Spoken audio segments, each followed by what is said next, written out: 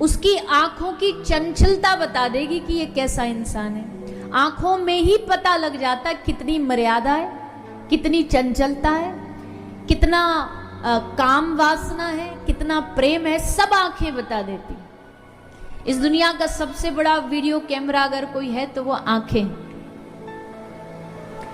इसलिए सबसे पहले व्यक्ति की पहचान होती है नेत्रम, आंखों से होती है। फिर होती है वक्त्रम, और आंखों से अगर पहचानने में थोड़ा चूक भी गए तो दूसरी पहचान व्यक्ति की कैसे करोगे?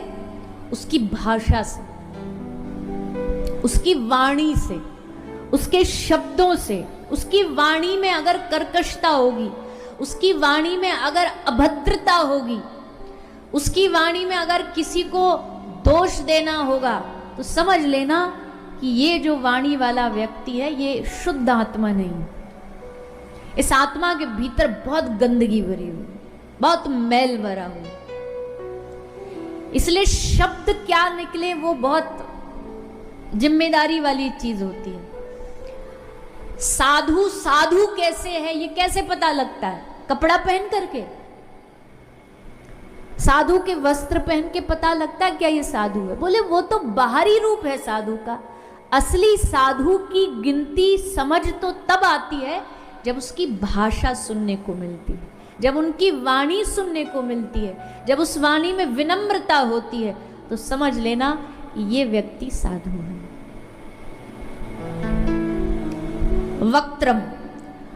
और तीसरी आदमी की पहचान क्या? विकारेन।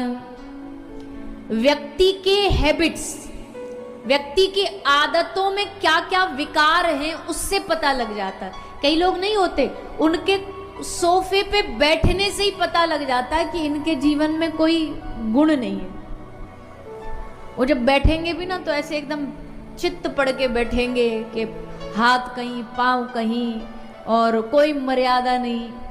कई लोग के बिस्तर से पता चल जाता कि इनके जीवन में विकार है। काहे को? रात को सोएंगे कहीं, पाएंगे कहीं। अब ये बात तो बड़ी छोटी है, पर इन्हीं लक्षणों से पता लगता, भोजन से पता लग जाएगा। कोई भी व्यक्ति वैष्णव है या नहीं है, केवल उसको आप थाली भोजन पे खाने बिठा दो और देखो, 1 मिनट तक नोटिस करो, 1 मिनट में समझ जाओगे कि इस व्यक्ति के जीवन में आध्यात्मिकता है कि नहीं है। पहली बात तो आध्यात्मिकता अगर होगी तो सबसे पहले हाथ जोड़ करके भगवान को भोग